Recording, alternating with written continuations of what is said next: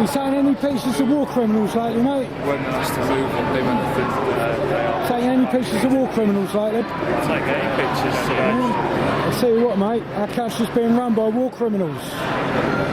In breach of the Maastricht Treaty, the Kellogg Pact, the Geneva Convention, and you need to do your job and go and arrest the war criminals in the UK.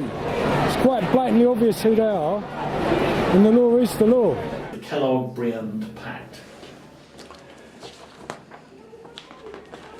It's quite interesting, signed by His Britannic Majesty's ratifications deposited March the 2nd, 1929.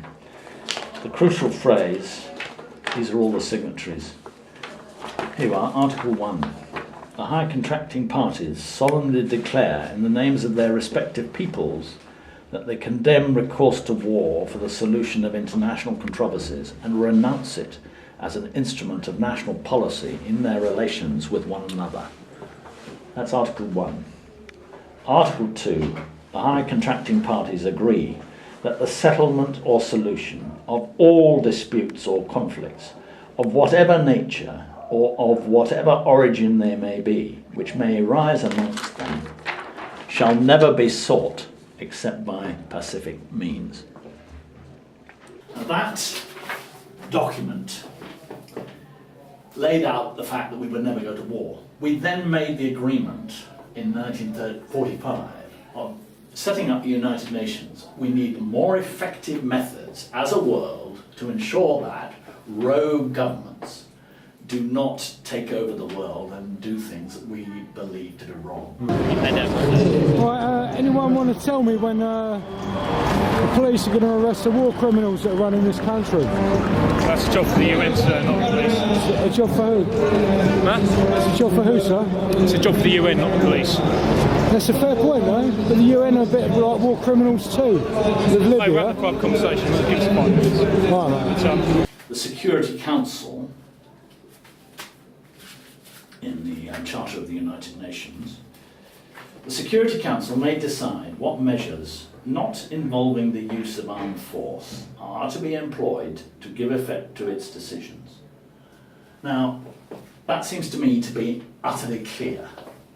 The only measures they can take on are ones that do not involve the use of armed force.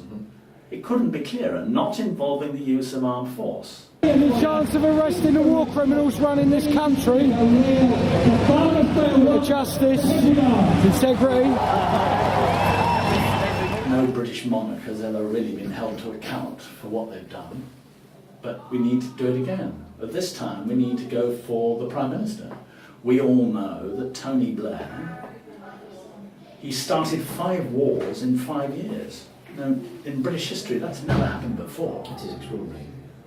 And he got away with it. And not only has he got away with it, but he got his friends to appoint him as peace envoy to the Middle East. I can't think of a more inappropriate person or war criminal to be a peace envoy. They are multiplying, and the difficulties are multiplied when you have that sort of activity. Now, Tony Blair really needs to answer for what he did in court. I can't find a single judge, as I say, in this country who is prepared to hold any of our leaders to account for the crimes they're committing. So any chance of arresting UK war criminals in breach of the Geneva Convention, the Maastricht Treaty and the Kellogg Pact? You spoke to one of our senior officers about I've spoken to all you policemen, but all of you in dereliction of duty because you're not upholding the law and the rights of the people and the peace. So what do you mean then? What specifically has happened?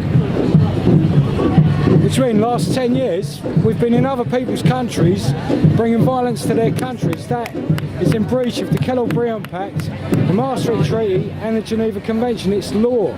So I've seen it written down. Well, you could start with Tony Blair, he's not in the country, but then you could put out an Interpol order for him, couldn't you, to get him arrested, deported to England. David Cameron, him sending in missiles into Libya, a direct attack of aggression against people, that's illegal. It's illegal. The Charter of the United Nations. The Security Council may decide what measures not involving the use of armed force are to be employed to give effect to its decisions. Now, that seems to me to be utterly clear. The only measures they can take on are ones that do not involve the use of armed force. It couldn't be clearer, not involving the use of armed force. Should arrest the war criminals that are running our country. Should arrest the war criminals that are running our country. A bit of integrity, a bit of honour.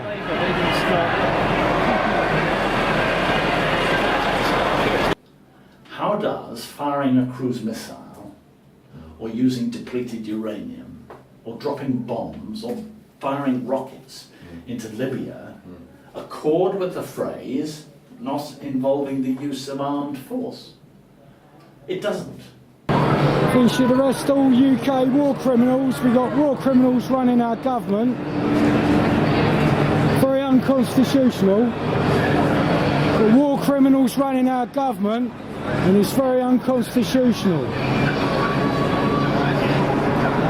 We've got war criminals running our government, and you must step up, do your duty and arrest war criminals who are running our country. But our lawyers will tell our government that, oh yes, of course it's authorised. They just leave out these phrases completely. They say, oh, it's authorised under Chapter 7 of the UN Charter. That is where the problem in this country lies. Our law enforcement authorities are corrupt through and through. And you see it every day. And so as a result of Dominic Grieve and David Cameron and Nick Clegg and all the others standing up in Parliament and saying, of course it's legal, on March the 21st of this year, 559 MPs voted to continue the attacks on Libya. You must do your duty and arrest war criminals that are running our country. It's unconstitutional, dishonourable, and lacks a gross amount of integrity. They had just been told we were firing cruise missiles, and 559 of them said, yes, let's carry on, folks. That is an appalling indictment. Each one of them, every one of our MPs knows perfectly well that murdering a child is a criminal offence. But they're happy to go along with it, all of them. All right. So how many years? Well, it's a war being on 10. No, you said he's been for 8 years. Yeah. I'm telling you, it's... So why hasn't something been done about it? No, Well, you tell me, because I keep walking up... I'm asking All you. right, I'm asking you, because I'm saying it's your duty as a policeman to arrest known war criminals, right? People that are in breach of the Kellogg Pact, Geneva Conventions and the Maastricht Treaty. These people, by their actions, 258 MPs voted in favour of war. All these people are war crimes culpable of genocide. Yeah, well, Well, it's the truth, mate. You know, I mean, if you ain't going to act on the truth, how can you expect... I can't comment either way, am I? No, but I'm on duty, I can't comment either way. But I'm asking you, as an on-duty officer, to arrest You know, war you're asking me to make criminals. political comment. And No, I'm asking you to arrest war criminals. I don't think one of these got the That's what I'm asking. That's what I'm asking. I'm asking you to see Well, your job. even if you were, it's a practical impossibility because there aren't any here. So it's a bit of... Right, so if you knew a murderer, you would go and track the murderer down. If you knew a murderer, you would track the murderer down and you would arrest him. He's a culpable of genocide, that means they're murderers. So you should hunt them down and arrest them. Well, I'm asking you as a policeman to do your duty. That's what I'm doing. You know. And if you keep failing the people, then when you look to the people, it'll be what side do you stand on, that of truth and justice and integrity, or that of corruption, deceit and warmongering.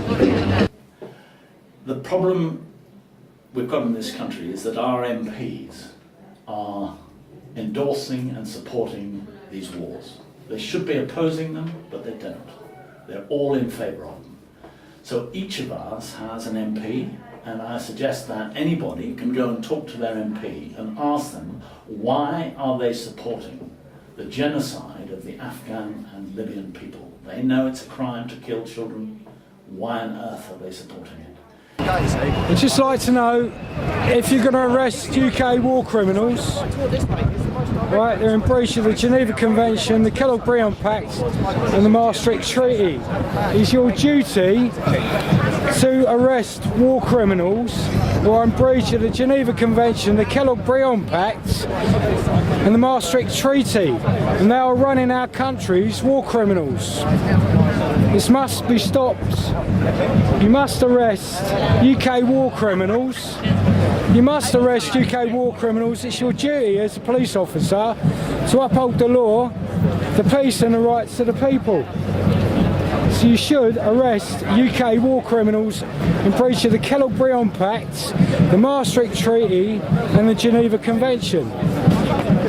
Your failure of your duty and dereliction of your duty if you do not arrest war criminals. You starting to feel that now? Really? I didn't get arrested. I wasn't inside. You must arrest war criminals that are in breach of the Kellogg Pact, the Maastricht Treaty and the Geneva Convention. The law is quite clear on the facts, and by not arresting them you're in dereliction of your duty. And this is the truth. It is time that the people took charge. They are committing the crimes, they are continuing to murder children, and if you have any faith and any urge to stop the killing, then I suggest that you work together with other ordinary people to say enough's enough, you're not having another penny of our money until you act lawfully. That's what the law is. Why can't you arrest them? It's almost like dereliction of the duty of the police not to stand up and arrest these war criminals. I can't understand it. You know what I mean? I don't recognise my country anymore, man. The last thing is really a general education thing. The media have been appalling for the last 10 years about informing people about the truth. All we need to know is what the law actually says, not what the government says it says, but what it actually says. So that example from the United Nations Charter is fundamental. If it says not involving the use of armed force, it means not involving the use of armed force. Now, I don't think there is a single person in this country who has really studied what the law says. So get the word out about the law, about what the UN Charter actually says, what Chapter 7 actually says, what the Kellogg Pact actually says, what the Geneva Conventions actually say, and what the Rome Statute of the International Criminal Court says.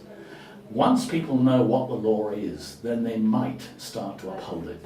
So that's the really important thing, is let everybody know what is the law, what is the truth about the legality or the illegality of warfare. The law is absolutely clear.